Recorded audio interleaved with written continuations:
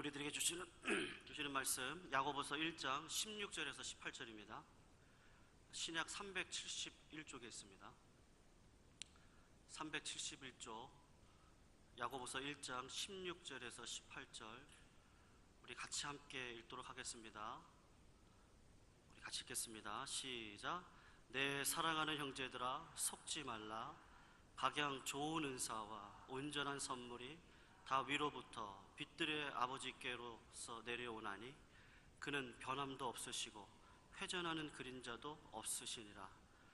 그가 그 조물 중에 우리로 한 첫 열매가 되게 하시려고 자기의 뜻을 쫓아 진리의 말씀으로 우리를 낳았느니라. 아멘. 색소폰셀을 통해서 영광 받으실 하나님 앞에 우리 박수 한번 같이 보내겠습니다. 네, 감사합니다. 우리 옆에 있는 분하고 인사할 때요,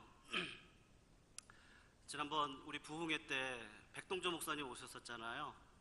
오셔가지고 마지막 날 새벽에 이제 말씀 집회 인도하시고 용산으로 이제 KTX를 타기 위해서 이제 가시려고 하셨는데, 그때 김윤아 집사님하고 저하고 이제 송별을 하시러 이제 나갔는데, 정말로 시간이 한 5분 남겨놓고 용산역에 딱 도착을 했습니다. 근데 용산역에 이렇게 에스컬레이터 이렇게 쭉 타고 올라가서 큰 대합실을 지나가지고 이렇게 내려가야 KTX를 탈 수 있는데, 한 30초에서 1분 정도가 늦은 것 같아요.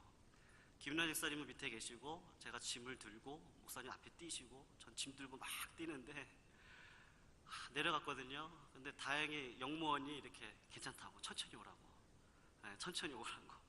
그래서 마지막 백동조 목사님을 제가 KTX에 딱 태워드리고 짐 올려드리고 난 다음에 백동조 목사님이 저한테 그러시더라고요. 이 목사님, 우리 교회에서 하는 행복 세미나가 있는데 담임 목사님하고 꼭 오세요. 그러면서 저한테 인사를 하시는데 충성 이렇게 하는 거예요. 근데 저도 모르게 제가 고개는 네 이러는데 손은 이렇게 가 있습니다. 저도 모르게 이렇게 해서 안녕히 가세요, 이제 목사님 감사합니다 이렇게 했는데, 우리 옆에 있는 분하고 한번 인사하겠습니다. 양옆으로 충성 한번 인사하겠습니다. 우리 남자분들은 아마 더 군대를 갔다 저도 모르게 이렇게 됐는데, 오늘 우리 성령의 7번째 측면인 이 충성에 대해서 우리가 이렇게 살펴보려고 하는데, 여러분 충성하면 어떤 이미지가 떠오르십니까? 아마도 아랫사람이 윗사람에 대한 충성을 하는 모습을 떠올릴 겁니다. 제가 저보다 진짜 목회의 연수로 비롯해서 나이나 모든 것들이 저한테 크신 분인데 저한테 충성을 할 때요, 저는 그냥 그걸 그렇게 받을 수가 없었습니다. 그러니까 한국적인 이미지에서 충성이라고 하는 말은 왠지 절대복종이나 아니면 무조건적인 섬김을 의미할 때가 있는 것 같습니다. 그래서 그런 의미인지 몰라도 요새 세상에서 충성이라고 하는 단어를 쓰는 단체가 한국에 딱 두 단체가 있는데, 하나는 군대고 하나는 어딜까요? 예, 교회입니다. 우리 교회에서 충성이라는 단어를 씁니다. 그런데 오늘 본문 충성이라고 번역된 단어가 원어상 아주 가깝게 번역을 한 영어 번역을 보면은 뭐라고 되어 있느냐면요, faithfulness라고 되어져 있습니다. 그러니까 원어대로 번역을 하면 무슨 의미냐 하면 신실함, 미쁘심, 진실함 아니면 변함없음이라고 번역을 할 수가 있습니다. 그런데 여러분, 문제가 있죠. 우리는 잘 변합니다. 조속 변해합니다. 아침 점심으로 마음이 어디로 갔다가 일로 갔다가 하는지 늘 변하는 게 사실은 우리들의 인생입니다. 우리 성도님들에게 변하지 않았으면 싶은데 변하는 게 있죠. 가장 먼저 생각에 떠오르는 게 있다면 아마 외모가 아닐까 싶어요. 세월 앞에 장사가 없다고 외모도 체형도 시간이 지나면 다 변하고요, 나이가 들면 머리카락이 빠지고 애를 하나 둘 셋을 낳으니까요, 머리카락이 막 한 움큼씩 빠지면서 구멍이 숭숭 뚫립니다. 아무리 운동을 해도 뱃살이 나오고 눈가에 주름이 생기고 고르던 치아에 틈이 생기고 여기저기 아픈 데가 찾아오셔서 고관절 수술이다, 무슨 수술이다, 몸이 약해지고 변해져가는 모습을 보면 서글퍼지기도 하고 한자 성어가 떠오르는데 인생 무상 아닌가라는 생각이 때로는 들기도 합니다. 반면에 저희가 변했으면 싶은데 변하지 않아서 힘든 것도 있습니다. 그것이 가장 확실하게 경험하는 것이 있다면 아마도 사람의 성격이나 기질이 아닌가 싶어요. 제가 예전에 청년 때만 하더라도 하나님 앞에 기도했던 제목이 뭐냐면요, 저의 꿈, 저의 비전, 하나님 이렇게 해주세요, 제가 이렇게 노력하겠습니다, 열어주세요, 이런 기도가 많았는데 목회자가 돼서 말씀을 정직하게 내 대면을 바라보면서 하면서 하는 기도 제목은요, 이젠 틀려졌습니다. 기도를 왜 하냐? 하나님 앞에 능력을 구합니다. 하나님, 내 힘으로 할 수 없네요. 이는 힘으로 되지 아니하고 능으로 되지 아니하고 오직 여호와의 신으로 말미암는다. 성령 충만해야 된다라고 하는데 그 의미가 뭔지를 연수를 더하고 연수를 더하고 연수를 더하고 사람을 만나고 또 사람을 만나고 또 만나보면 참 내 힘으로 안 된다라는 생각을 갖게 됩니다. 아무리 애를 써도 달라져 있지 않은 내 모습을, 늘 제자리에 서 있는 내 모습을 발견을 해요. 정말 한때는 기도도 열심히 해요. 하나님 한번 사랑해 보겠다고 그렇게 몸부림을 치는데 얼마 지나지 않으면 다시 제자리에 돌아간 것 같고요, 내 성격이 야 이제는 진짜 변했어 라고 싶은데 언제 모르게 불같은 성격이, 분노가 치밀러 오릅니다. 이제는 해결됐다고 싶었던 모든 문제들이 또다시 찾아와서 나를 괴롭히는데, 그럴 때마다 우리 어르신들이 했던 말이 생각이 나는데 그게 뭐냐면요, 사람은 참 안 변한다는 겁니다. 안 변한다. 여러분, 왜 이런 일들이 일어납니까? 거시적으로 보면은 죄 때문에 그렇지만 미시적으로 죄의 속성으로 딱 들어가서 보면요, 사람의 마음의 변덕스러움이라고 하는 그 습성, 그 죄성 때문에 그렇습니다. 우리는 정말 우리가 뭘 원하는지도 모르고 마음이 자꾸 왔다 갔다 해요. 제가 12년 전에 섬겼던 청년들이 있었는데 그 중에 한 자매가 있었습니다. 그 자매가랑 이런저런 이야기를 하다가 이제 결혼을 앞두고 있으니까 기도 제목으로 그래 어떤 형제 원해? 그랬더니 한결같은 남자를 원한대요. 그래서 감정의 기복이 없고 늘 항상 표현이 한결같고 변덕스럽지 않고 요란하지 않고 가정적이고 성실해서 맡겨진 일에 항상 최선을 다하는 그런 사람을 원했는데 정말로 거짓말처럼 6개월 뒤에 그런 사람 만났습니다. 1년을 연애를 해서 결혼을 했습니다. 제가 봐도 그 청년은요, 가정밖에 몰라요. 그냥 가족들을 위해서 성실하게 일하시는 분이고 좋다 나쁘다 그런 표현도 잘 안 하고 그냥 늘 이렇게 웃는 분 있잖아요. 늘 웃고 가정을 위하고 한결같은 사람인데, 제가 그 자매를 결혼하고 난 다음에 한 1년이 지났나 누구누구 이렇게 얘기를 하면서 요새 어때? 가정생활 좋지? 그랬더니 목사님 기계하고 사는 것 같아요. 그렇게 얘기를 하는데 왜? 그랬더니 한결같은 건 좋은데 6시에 일어나서 꼭 밥 먹어야 되고 밥 먹을 때 꼭 국 있어야 되고 10시에는 꼭 자야 되고 자기가 계획대로 안 되면 이게 막 부딪히는 거예요. 그러니까 인간 같지가 않고 기계랑 사는 것 같다라고 그렇게 이야기를 합니다. 여러분, 우리는 한 예를 든 거지만 내 개인적으로 하나님 앞에 직면을 해서 보면요, 나는 내가 정말 변하는 게 참 쉽지 않다라는 것을 압니다. 칼빈의 4대 교리 가운데 전적 타락이 있거든요. 튤립이라고 5대 교리 가운데 정말로 우리 인간은 전적으로 타락한 존재가 맞고 예수 그리스도 티켓이 아니면 이 땅 가운데 능력 있게 살아갈 수 없구나라는 것을 알게 되는데, 우리가 어떻게 성령의 열매인 충성, 변함없는 거, 신실한 거, 언제나 미쁘게 그런 신앙생활을 감당할 수 있겠습니까? 답은 딱 하나인데 나로서는 되지 않고요, 변함이 없으신 그 하나님을 날마다 바라보면서 살아갈 때 어느 순간 내가 변하지 않는 신실한 모습으로 하루하루를 살아가고 있는 내 자신을 발견할 수가 있습니다. 여러분, 그런데 여기에 또 하나의 문제가 있어요. 혹시 우리 성도님들 중에서 제가 질문 하나 드릴게요. 하나님의 변함없으심 때문에 혹시 숨이 막혀 보신 적 없으십니까? 어떠세요? 아마 저는 확신컨대 여기 계신 모든 성도님들이 다 하나님의 변함없으심 때문에 다 숨이 막혀 본 적이 있다고 저는 확신합니다. 불평하고요. 하나님 좀 바꿔주세요. 하나님 좀 해주세요. 하나님 좀 살려주세요. 라고 기도를 하는데 하나님이 요지부동이에요. 변함없으시고 신실하신데 요지부동이고 바뀌지가 않으세요. 하나님도. 우리의 성격이 바뀌지 않는 것처럼 하나님도 안 바뀌십니다. 제가 15년 전에 사역했던 곳입니다. 아주 잘 살지 못하는 동네예요. 근데 저는 그곳에서 사역을 하면서 인생이 무엇인지, 인문학이 무엇인지를 아주 짧고 굵게 한 3년의 기간 동안을 배웠습니다. 그곳에 굉장히 어렵게 사시는 분들이 너무 많아요. 그때 제가 청년 일부를 맡고 또 찬양을 맡고 또 새가족부를 맡았었는데 굉장히 헌신적인 자매님 한 분이 그 교회에 새가족으로 등록을 하셨었습니다. 그분에게 딸 하나가 있는데 그 딸을 얼마나 의지하고 사시는지 몰라요. 힘들고 어려운 삶인데 그 딸을 교육시키기 위해서라면 모든 것을 다 희생하는 그런 자매님이십니다. 그런데 문제가 하나가 있는데 그게 뭐냐면 이 딸의 몸이 자꾸 아픕니다. 몸이 약해요. 자주 침대에 누워있고 딸이 아플 때마다 이 자매님께서 그렇게 괴로워하세요. 어느 날 이 어머니께서요, 새가족 성경 공부가 5주 과정인데 4주 차 때였습니다.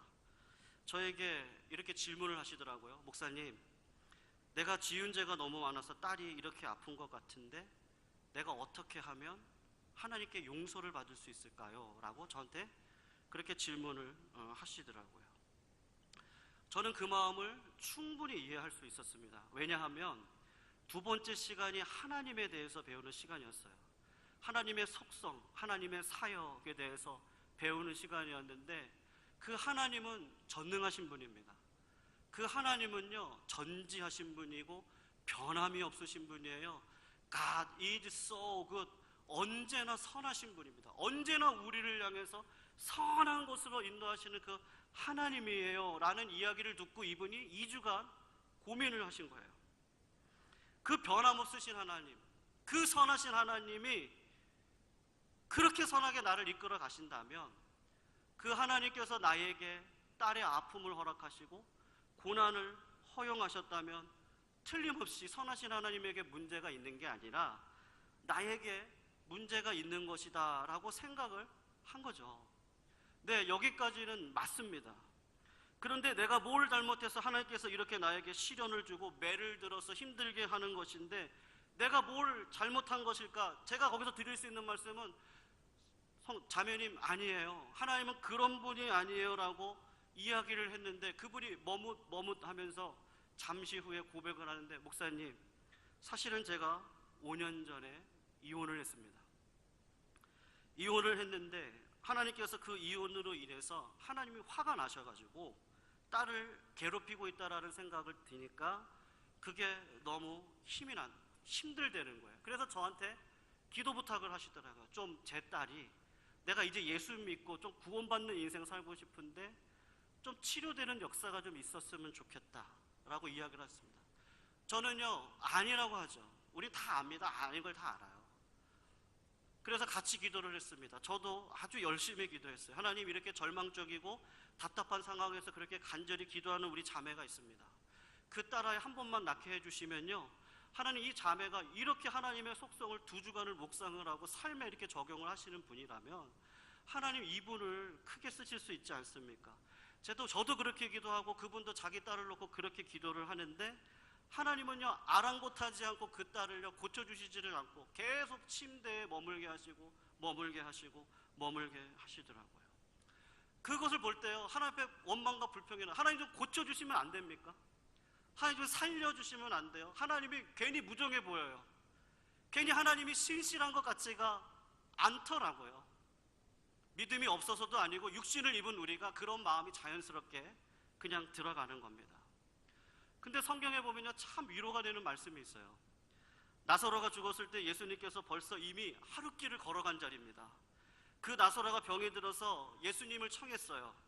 예수님이 그런데 그 나사로를 찾아가지 않습니다. 이틀을 더 있다가 나흘 만에 그에게로 찾아갔어요. 생각해보면요, 참 섭섭한 일이에요. 그 예수님께서 병 들었을 때 우리 오라버니가 지금 죽게 되었습니다. 지금 당장 오셔서 치료해주면 도울 것 같은데 그냥 본인은 그냥 하던 일을 하셨습니다. 그리고 이틀을 지내시고 죽고 난 다음 나흘, 그 다음 날 주님은 의도적으로 그날 가셨어요. 이미 죽었는데 주님은 나사로가 죽은 게 아니라 자고 있다, 그렇게 얘기하시면서 그 자리로 가셨습니다. 성도님들, 주님은 나사로를 살릴 계획을 갖고 계셨습니다. 그리고 주님은요, 살릴 능력이 있었어요. 주님이 나사로의 집에 오신 것은요, 죽은 나사로를 살리기 위해서 오셨어요. 그런데 마리아와 마르다는 모르죠, 우리처럼. 그러니까 주님이 오시니까 뛰어나가가지고 주님한테 울고 하면서 주님이 여기 계셨다면은 살려주셨을 것이라고 울고 붑니다. 근데요, 만약에 제가 예수님이라면요, 저는 껄껄껄껄 웃을 것 같아요. 하나님을 사랑하는 자 그 뜻대로 이루실 모든 자들에게 합력하여 선을 이룬다 그랬지. 항상 기뻐하라, 쉬지 말고 기도하라, 범사에 감사하라고 했지. 아무것도 염려하지 말고 오직 모든 일에 기도와 간구로 너의 구할 것을 감사함으로 아뢰라고 했지. 하나님의 능력이 있어. 그리고 껄껄 웃으면서 그냥 치유해주면 될 것 같은데, 주님이 정말로 다행스러운 게 뭐냐면요, 우셨어요. 살려줄 건데 걱정하지 말라고 이야기하는데 주님은 아이러니하게도 우셨습니다. 함께 우셨습니다. 왜 우셨을까요? 저는 마리아와 마르다의 아픔을 주님이 동일하게 느끼기 있었기 때문이라고 저는 확신을 합니다. 마리아가 울고 마르다가 우니까 우리 주님도 함께 우시는 거예요. 우리가 고난받고 아파할 때 그냥 주님은 저기 먼 곳에 계시는 것이 아니라 여기 나와 함께 하셔서 함께 울고 함께 아파하고 함께 동행하고 있는 것이죠. 어떤 사람이 여왕나비의 누에꼬치를 발견을 했습니다. 그리고 그 누에꼬치를 집으로 가지고 오면서 누에가 꼬치를 뜯고 어떻게 나방이 되는가를 한번 관찰해 보려고 했어요. 그래서 그 누에꼬치를 주의 깊게 관찰을 하는데 몇 시간 동안 누에가 입에서 실을 뽑아내고 난 다음에 그 누에가 그 꼬치를 벗어나기 위해서 몸부림을 치는데 몇 시간을 몸부림을 치니까 조금 있다 보니까 구멍 하나가 뚫린 거예요. 그 구멍으로 누에가 들어갔는데 허리에 딱 걸린 겁니다. 몸부림을 치고 발버둥을 치죠. 근데 그것을 관찰하던 이 사람이 너무 힘들고 저렇게 하다가 죽을 것 같으니까 가위로 그 누에를, 꼬치를요, 잘라주었습니다. 너무 쉽게 빠져나왔어요.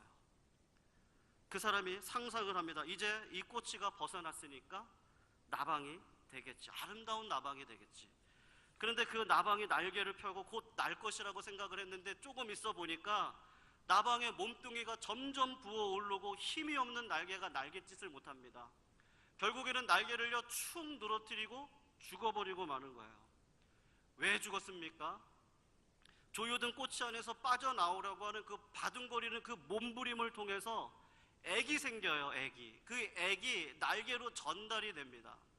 고난이 나에게 유익이라고 하나님의 법칙은요, 그 고난을 통해서 삶을 비상할 수 있는 믿음의 날개를 우리들에게 심어주는 게 그 원리인데 이 사람이 그걸 모르고 자른 거예요.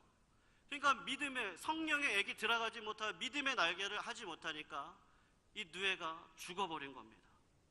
일부러 잘라준 자비행위가 사실은 그 나방에게는 그 나방을 죽이는 잔인한 행위가 되고 말았던 것입니다.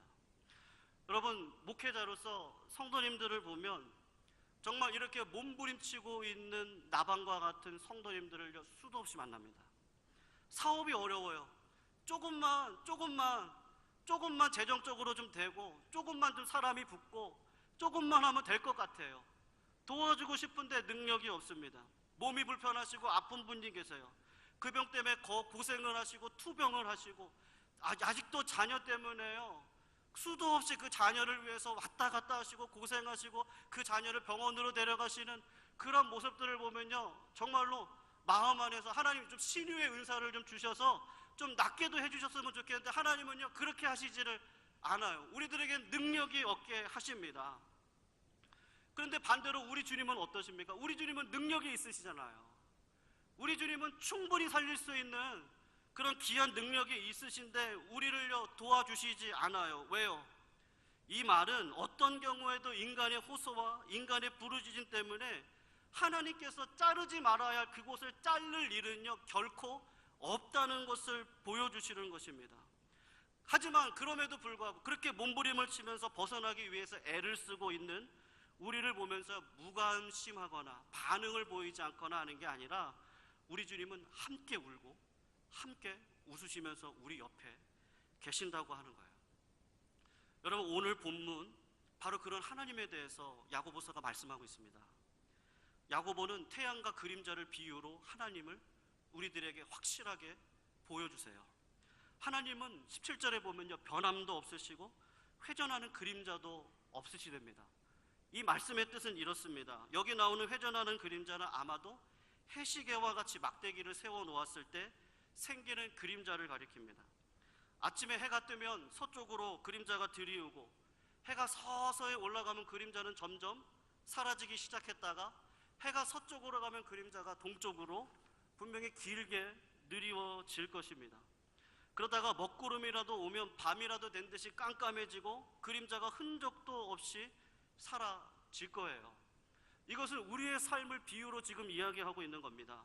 우리의 인생이 짧아지기도 하고 길어지기도 하고 거세지기도 하고 약해지기도 하고 힘들게 하기도 하고 기쁘게 하기도 하고 어느 때는요 먹구름이 그냥 확 불어와가지고 아무것도 보이지도 않는데 갑자기 하나님의 성령의 바람이 그걸 확 불어주셔서 야 정말 기쁘다라고 하는데 또 어느 순간 보면은 하나님을 의지하지 못하고 인간적인 생각으로 이렇게 할까 저렇게 할까 하는 그런 마음을 갖고 있는 내 자신을 발견합니다. 그때 야고보 사도가 뭐라고 우리한테 얘기를 하냐면 우리에게 속지 말라라고 이야기를 하십니다. 왜냐하면 하나님은요 변함이 없으신 분이라는 거예요. 아무리 칠흑 같은 어두움이 천지를 덮을지라 할지라도 아침은 오잖아요. 지난번 그 큰 태풍이 불어서 수많은 인명을 낳았다고 할지라도 그거는 지나갑니다. 그걸 통해서 바다가 살아나고 다시 환경이 다시 살아나는 거죠. 하나님은 그런 것들을 통해서 속지 말라고 하나님은 함께 하신다라고 이야기를 하세요.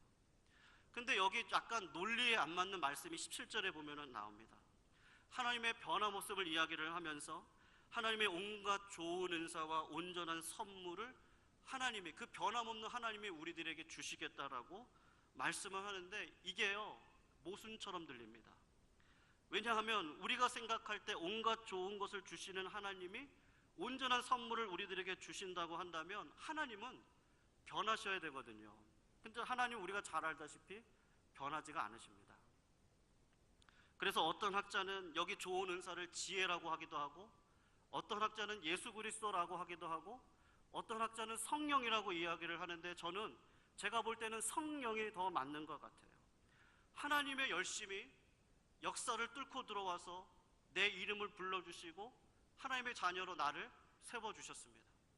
시간과 공간을 만드셔서요 천지를 만드시고 아담과 하와를 만드셔서 죄를 짓는 거를 그냥 허용하세요. 그리고 수천 년이 지나고 난 다음에 AD와 BC를 가르는 예수 그리스도를 인생 가운데 보내주셔서 그 사건이 내 마음속에 이해가 되게 하시죠. 근데 그 주님이 뭐라고 말씀하셨습니까? 십자가 달려 돌아가시기 전에 내가 죽고 십자가에 달려야 하지만 보혜사 성령을 너희에게 보내주시겠다라고 하셨습니다.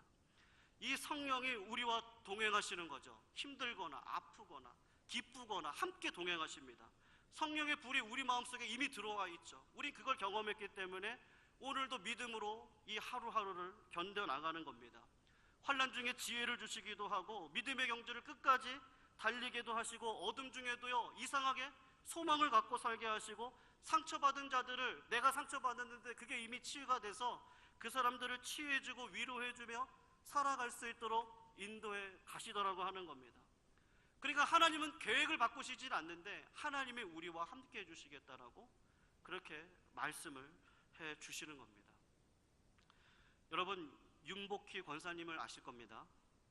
윤복희 권사님은 인간의 죄악으로 따지면 태생 자체가 죄인입니다. 그러니까 우리를 상징한다고 할 수가 있는데 이 윤복희 권사님 힘든 가정생활을 어릴 때부터 하셨습니다. 아버지가 정부 정책에 반대되는 공연을 하다가 빗장이로 전락을 하고 마약으로 인해서 결국은 죽음의 길을 가셨습니다. 어머니가요 아버지가 진 빚을 갚기 위해서 유랑극단을 따라 나섰다가 심장마비로 죽음을 맞이합니다. 그런 그녀가 윤복희 씨죠. 그녀가 6살 때부터 노래를 부르기를 시작을 합니다. 왜냐하면 출연료를 받아서 아버지가 마약에 중독되신 분이니까 그것을 끊겠다고 병원을 들어가셨는데 금단 현상이 일어나잖아요. 그거를 그 당시 옛날 70년대인가요? 그때 금성 카라멜 그 노란 거 요거를 그거 하나 사가지고 아버지 갖다 드리려고 어릴 적부터 노래를 시작한 겁니다. 엄청난 인기를 얻었습니다. 남편과 남진이라고 하는 분과 이혼도 하고 또 이혼하고 삶은 아주 문란했어요. 그냥 그대로 가면 죽음의 길이고 그냥 끝나는 인생입니다. 그런데 이 자매님에게 역사와 시간을 갈라서 하늘의 빛이 가슴으로 들어왔는데 그때가 언제냐면 1976년 2월 28일 새벽 전주에서 공연을 마치고 대구로 가는데 그때 하나님의 빛을 체험을 합니다. 비가 추적추적 내리는 날인데 그녀가 탄 차가요, 비 내리는 고속도로를 거침없이 달리다가 미끄러져서 공중에서 2바퀴를 돌고 반대 차선으로 넘어가서 탁 부딪히고요, 그리고 5톤 트럭을 갖다가 박아버립니다. 그때 하나 빛이 자기의 마음으로 싹 들어오면서 속삭이더래요. 이 사고로 인하여서 아무도 죽지 않는다. 그 말이 속삭이듯이 들리더랍니다. 문을 열고 비가 추적추적 내리는 아스팔트에 무릎을 꿇고 하나님 앞에 누구냐고 이렇게 기도를 하는데 정말로 온몸을 보니까요, 다친 데가 하나도 없고 멍만 그냥 들어있는 거예요. 어떻게 왔는지 모르는데 대구까지 와서 호텔방에 가서 딱 앉아있는데 앉아있지를 못하겠다는 거예요. 마음에 하나님의 그 영으로 충만하니까 그동안 인기 가수로 만나지 못했던 그 대구의 시내에 있는 모든 사람들을요, 비가 내리는 그날에 다 나가가지고 그냥 사랑합니다. 누가 보면 좀 미쳤죠. 그냥 사랑합니다, 사랑합니다. 울고 불고 그러는데 그때 하나님께서요, 죄라고 생각하지 못한 죄가 다 테이프 감기듯이 다 감기면서 보여주시더래요. 자기가 여러 번 임신을 하고 공연으로 핑계로 낙태를 하고 그 외에 여러 가지 일들을 했던 것들을 다 죄라는 것을 알게 해 주시더라고. 그렇게 고백을 하더라고요. 이분이 예수를 그렇게 강하게 만났는데도 하나님은요, 그의 인생 가운데 고난을 그대로 허용을 하십니다. 힘든 인생을 살아가는데 머리카락이 빠지는 병에 걸려서 병원을 입원했는데 그 당시 79년으로 제가 압니다. 국제가요제 참가를 해달라고 요청을 받아서 곡을 지으면서요, 하나편 나가서 너무 몸이 힘드니까 기도를 하는 거죠. 하나님, 제가 너무 외롭고 힘이 듭니다. 이 고난의 병을 어떻게 이길까요? 이렇게 기도를 했더니 하나님께서 그렇게 말씀을 하시는 것 같더래요. 외로울 때면, 서러우면 내가 내 눈물이 되어주마 라고 성령님이 생각나게 하신 거죠. 그것을 가사로 곡으로 만든 곡이 여러분이라고 하는 곡입니다. 알죠? 우리 한번 불러볼까요? 내가 만약 괴로울 때면, 이게 유행가가 아닙니다. 이거 불러셔도 됩니다. 내가 위로해 줄게. 내가 만약 서러울 때면 너의 눈물이 되리. 뭐 갑니다. 내 친구가 될게. 내가 너의 등불이 되리. 허전하고 쓸쓸할 때 내가 너의 버치야. 너의 영원한 친구야. 나는 너의 영원한 기쁨이야. 이게요, 사실은 영어로 만든 겁니다. 이게 그냥 유행가가 아니고요, 그분의 신앙의 고백을 담은 곡입니다. 영어는 정말로 들으면 야, 진짜 신앙 고백이다 그러는데 그거를 운으로 한국말로 하려니까 그게 안 되니까 내가 만약 이렇게 한 거예요. 외로울 때면 이렇게 운을 띈 거지, 진짜 영어 곡은요 그분의 신앙을 담은 건데 가사가 이렇습니다. 번역을 하면 앞이 안 보이고 캄캄하냐? 하나님 말씀하신 거죠. 내가 너의 지팡이야. I'll be the way and the can이라고 그렇게 얘기를 해요. 나만 잡고 따라와. 너 사랑이 필요하냐? 내가 바로 너의 사랑이야. 그러니까 so smile and look at me. 나를 봐. Everyone is passing through this way. 그러니까 이 험한 길을 다 걸어가. 그러니까 have faith, 믿음을 갖고 be tall, 어깨를 펴. 그리고 you cannot stop this way. 멈출 수 없어. 왜? Now it start. 내가 시작이야.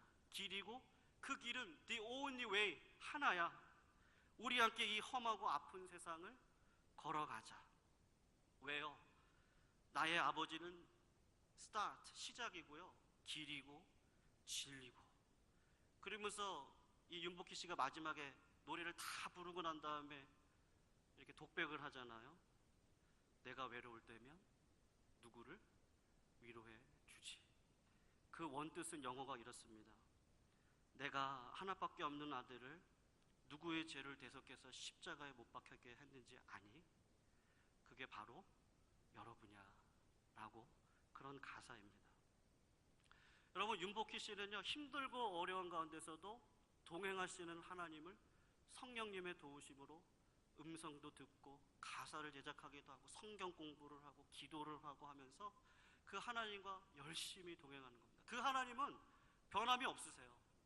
그 하나님은 신실하게 예수 그리스도의 이름으로 구원받게 하시려고 작정하시고 우리를 불러주셨습니다.